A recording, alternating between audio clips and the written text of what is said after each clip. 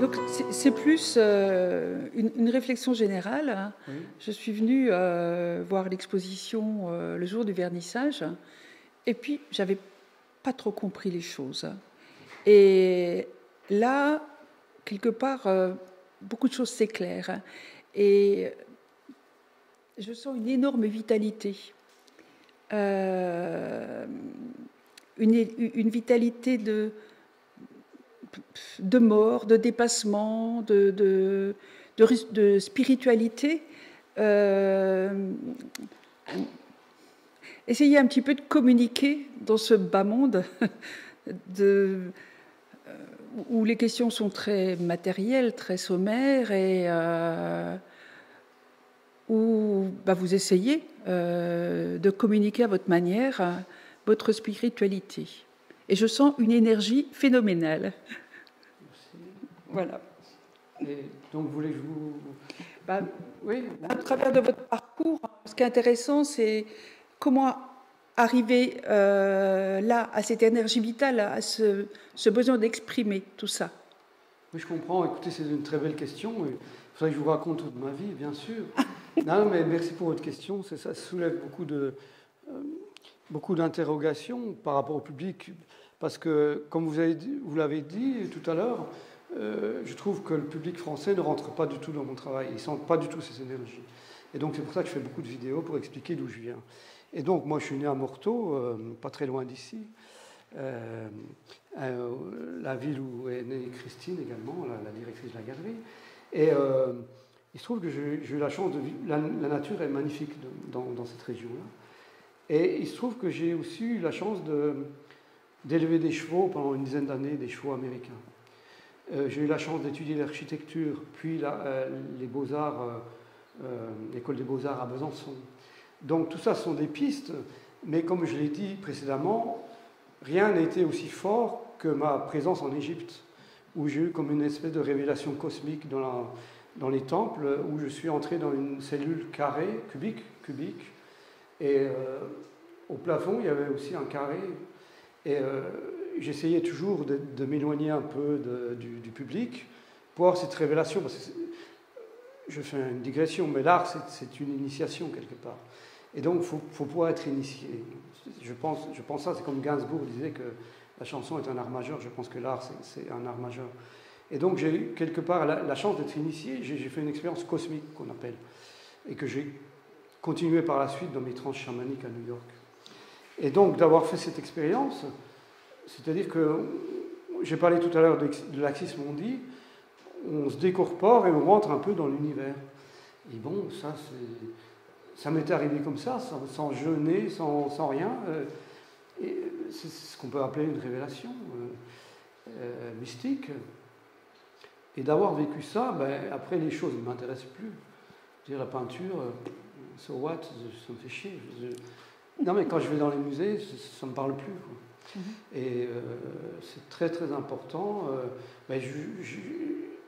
Pour citer des artistes, j'ai suivi un peu la voie de Jackson Pollock, je ne sais pas si vous connaissez son travail, qui a eu la chance de rencontrer les Indiens Navajo, qui travaillaient sur le sol. C'est là où il a trouvé son énergie. C'est ça. L'énergie, il faut la trouver, c'est vrai. Parce que notre société nous l'enlève quelque part, parce qu'elle nous formate, hein, forcément. Oui. Elle nous formate, c'est le gros problème. Et par la suite, ce qui a aussi développé toute mon énergie et ma conscience, c'est de vivre à New York, qui est un milieu totalement multiculturel. C'est-à-dire, j'ai eu la chance d'avoir des amis qui venaient du Japon. Mon épouse était d'origine colombienne. J'ai eu des amis mexicains, des amis japonaises, des amis africains. Donc, nous apportons avec nous notre bagage culturel. Et forcément, ça nous enrichit. Ou ça nous a appauvris. Il y a des gens qui refusent la diversité. On a bien vu ce qui s'est passé juste il y a une quinzaine de jours avec les élections en France. Beaucoup de gens se referment sur eux-mêmes parce qu'ils pensent qu'ils seront plus forts. Moi, je pense l'inverse, parce que c'est ma démarche artistique qui m'a démontré ça, par A plus B, qu'on est plus fort en s'imprégnant de différentes cultures, en lisant différents livres. C'est une question, oui, d'enrichissement. Je ne sais pas si vous voulez poser des questions. ça me renvoie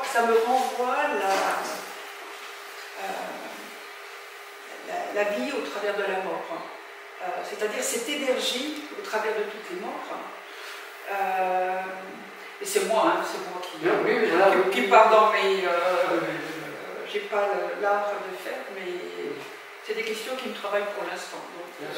Voilà, je m'y retrouve. Il faut rebondir, c'est vrai que la mort nous assomme à chaque fois, et il faut pouvoir rebondir. Et cette énergie vitale, j'en parle souvent. Une fois, j'étais allé à New York dans un party qu'on appelle une fête, quoi, et j'ai vu une femme à l'autre bout de la pièce, et je me dis, waouh, cette femme dégage une énergie incroyable.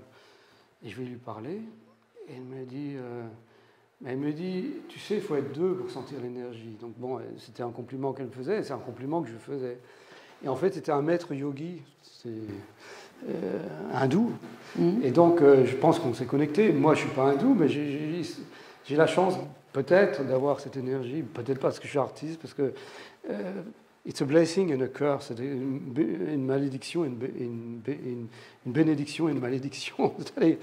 On ne sait pas d'où ça vient, c'est peut-être la naissance, c'est peut-être le karma, qui sait, mais bon, je crois très fort à ces énergies. Et on le sent qu'il y a des gens qui sont des sages, et d'où ils viennent, peu importe, hein, d'où ils sont nés. Ce qu'on dit aussi, c'est que ce sont des vieilles âmes. Il se trouve que j'ai rencontré mon amie Marie-Madeleine Varé, qui est philosophe, et avec laquelle j'écris beaucoup de textes, et on fait beaucoup d'entretiens vidéo, que Lionel connaît bien. Et elle a tout de suite flashé sur mon travail, elle a vu une œuvre dans une galerie, elle m'a appelé le lendemain, et depuis lors, on est devenus amis, et on communique énormément. Oui. Sur la philosophie, sur l'art, sur la vie, voilà. Donc, je disais que dans tes présentations, il est beaucoup question de rituels. Hein, des rituels qu'on a un peu perdus, hein, dans nos civilisations. Et bon, ça m'a fait penser à cette période Covid où il n'y a plus de rituels pour les morts, pour tous ceux qu'on a comme ça enterrés à la va-vite.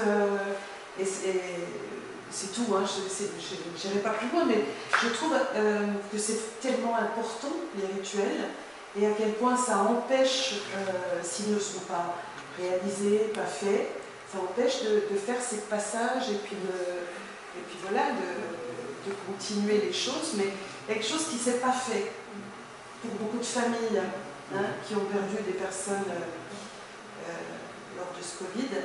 Et on a vu à quel point ces rituels, quand ils ne sont pas là, ils perturbent beaucoup l'évolution des gens, des familles. Donc je vais répondre à Christine, bien sûr. C'est une chose choquante que ce rapport à la mort, nous devenons juste des produits comme ça. Mais comment faire? Nous sommes, surtout la France, c'est une société très séculaire, et on voit que les églises disparaissent, les rituels disparaissent dans les églises, on ne sait plus comment enterrer les gens, parce que faire un rituel civil, si on ne croit pas en l'au-delà, ça n'a aucun sens. Autant le mettre dans la poubelle quelque part. Il faut être quand même en accord avec ce qu'on croit. C'est très compliqué. Peut-être que les artistes sont là pour ouvrir quelques pistes, mais moi j'en ai pas. Je parle de ce qui a existé et j'essaye de le partager. Mais je suis allé l'autre jour à l'enterrement du père d'un ami, et bien sûr, cette cérémonie était sous l'hégémonie chrétienne, c'est-à-dire qu'on a fait le rituel que l'on sait faire ici en France. Et bon, on peut regretter que ces rituels disparaissent, mais si les gens ne croient plus en Dieu, pourquoi les continuer? Nous sommes entrés dans une société qu'on peut appeler post-culturelle, post-religieuse, et voilà. Il faut qu'on se débrouille, peut-être par soi-même, je ne sais pas, je n'ai pas la solution. Jean-Pierre, moi je suis un peu surpris là, parce que tu nommais que le rituel de la mort par rapport à la religion. Il existe hors religion aussi le rituel de la mort. Ça peut se faire. Et puisque j'ai le micro, j'en profite. J'ai été également surpris dans ta présentation, si tu veux, quand tu as mis les concepts des civilisations passées versus les concepts des autres civilisations. Je trouve que tu as beaucoup embelli les civilisations civilisation actuelle. Alors c'est certainement ta perception, et je voulais savoir pourquoi tu avais fait ce choix qui me paraît peut-être discutable, ou ouais, peut-être discutable un peu, parce que si tu veux, je trouve que tu as beaucoup noirci la nôtre et beaucoup embelli le passé. Ben, un artiste n'a pas à justifier, premièrement, mais je répondrai à ta question. Non, mais un artiste n'a pas de morale et n'a pas à justifier ses choix. Je veux dire, c'est ce qui me touche, parce que j'ai senti cette grande disparition de choses magnifiques. Et bien sûr que notre société est magnifique aussi. On va à New York, c'est superbe. Mais malgré tout, pour moi, on a perdu beaucoup. Mais chacun ressent les choses à sa manière. En ayant vécu 10 ans à New York, c'est une chose qui est quand même violente. Hein. Je veux dire, il y a des gens, des artistes qui vont là-bas, ils restent 2 mois, ils se barrent. Hein. Moi, j'ai tenu quand même 10 ans. C'est la ville la plus compétitive au monde. Je ne parle pas de vivre ici à Sauvigny-les-Grès, que tu ressens la même chose. Mais en ayant vécu dans les grandes métropoles comme ça, on se pose quand même des questions sur comment on fonctionne ensemble. Mais tu as tout à fait raison, je sais, oui. Mais bon, c'est le parti pris d'un artiste. Oui. Et cette pulsion de vie que vous semblez embellir par rapport à la tradition, qu'est-ce qu'elle devient en ce moment? Cette pulsion de vie, elle existe, oui. Elle ne se matérialise pas beaucoup dans ce monde-là. Si, non, mais est-ce qu'elle est sublimée? Est-ce que vous ne voyez pas de point positif de la pulsion de vie ici dans cette société? Je vais répondre par une paraphrase. J'étais à Mérida, dans le Yucatan. Je parle d'autre chose. Et j'ai pensé la chose suivante. On ne marche pas de la même manière à Mérida, donc au Mexique, qu'à New York. Ça veut tout dire. C'est-à-dire que notre esprit est embrouillé par 1000 choses. Et quand je vais dans un supermarché, j'ai envie de pleurer parce que la communication n'existe plus quelque part. Et c'est un peu ça ce que je dénonce. Bon, après, c'est un parti pris, bien sûr. Mais chacun reçoit... Vous savez, quand on a touché à quelque chose de très fort, très spirituel, entre guillemets, on a du mal un peu de revenir. C'est pas que les deux mondes cohabitent, bien évidemment, hein, bien sûr. On est tous confrontés à la vie, à la mort, à la souffrance. Tout cohabite ensemble. Mais pour avoir vécu dans notre lieu, les gens en France ont un peu cette énergie éteinte. Peut-être parce qu'ils construisent de manière intellectuelle, plus que de manière corporelle. Voilà, c'est en ça la différence.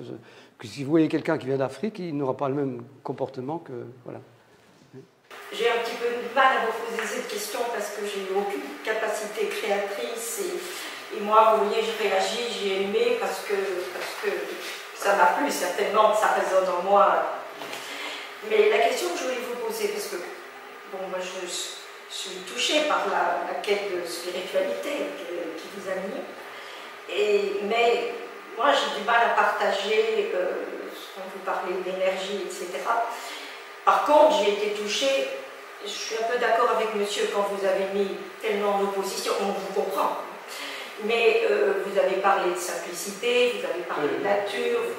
Il y a un mot que je n'ai pas vu, et c'est la question que je voudrais vous poser, c'est la question de la rencontre. Et de la rencontre avec l'humain, les personnes que vous avez rencontrées. Et dans tout votre exposé, on sent combien vous êtes touché, combien vous êtes attiré, combien vous partagez, etc. Mais vous ne nous avez transmis aucun échange. Vous en avez eu, puisque vous nous avez dit que vous aviez des amis presque dans le monde entier, mais vous ne nous avez retransmis aucun échange. Moi, j'ai eu une expérience professionnelle où je n'ai été que dans le relationnel, y compris par l'intermédiaire du corps, et j'ai du mal, si vous voulez, à faire le passage vers l'énergie, le cosmos, même si je suis tout à fait d'accord avec les rites. Ça, je suis tout à fait d'accord. Mais pour moi, le rite n'a un sens que s'il est vécu entre nous. Incarné, bien sûr. Et qu'il est incarné. Voilà. Donc c'est un petit peu ça, mais je vous interroge parce que je pense que vous auriez des choses à nous. Pas au niveau de l'anecdote, si vous voulez, mais au niveau justement des rencontres aussi fondamentales que vous avez pu faire. Bien évidemment, ce n'était pas le thème de... Enfin, c'était... C'était pas le thème. Oui, oui, bien sûr, oui, tout à fait. Oui, merci, oui. Mais je vais quand même vous raconter une anecdote parce que ça interroge ce que vous dites. J'ai eu la chance d'exposer au Plaza Hotel à New York et au St. Regis Hotel, qui sont des hôtels 3 étoiles. Et j'ai eu la chance d'exposer avec des amis qui étaient d'origine Crow, la tribu des Crows. Et donc, les femmes Crow portaient des robes. Et vous savez, souvent, sur les robes, ils ont des dents d'élan. Et plus la femme est âgée, plus il y a de dents dessus. Et donc, il y avait la mère et sa fille. Et à côté, il y avait 2 artistes qui étaient hommes. Et il y a un artiste qui voulait échanger avec moi une sérigraphie. J'ai dit, bon, et puis on était d'accord, on était convenus sur une sérigraphie. Là, je vous parlais de l'échange, de ce que c'est l'échange. Et moi, j'avais choisi une petite œuvre qu'il avait faite. Il y avait le chef de la tribu et lui. Et lui était artiste, mais il dessinait les Indiens, comme on voit avec les plumes et tout. Mais il avait fait une œuvre personnelle où il racontait sa vie, une petite œuvre comme ça. Mais je dis, je t'échange avec ça. Et donc, ça a duré 2 jours. Et le dimanche, il me dit, je vais attendre la fin de l'expo. Et donc, le dimanche, je vois... C'était comme ça, le pattern, le cheminement était comme ça. Lui était là, moi j'étais là tout au fond avec des sérigraphies qui sont montrées ici. Beauty's Energy. Et donc, soudain, je vois un Américain énorme. On sentait qu'il buvait de la bière et tout. Et le mec, il a pointé l'œuvre que je voulais. Alors là, il était bluffé. Il m'a dit, mais tu savais, toi, il pensait que j'étais un chaman. Et l'Américain savait aussi que c'était une œuvre d'art, ce n'était pas quelque chose de commun. Il avait transcrit son énergie dans cette œuvre-là. Et bon, c'est juste une anecdote pour vous raconter. Mais ça passait par là. Voilà, ça passait par là. Bien sûr. Mais bon, on ne peut pas raconter sa vie en quelques... Oui. Bon, eh bien, c'est bon. Vous avez d'autres questions? Non? C'est bon? Ok. Écoutez, merci beaucoup. Merci à Christine d'avoir organisé cette exposition et cette conférence. Merci à vous tous d'être venus. Merci Jean-Pierre. Merci.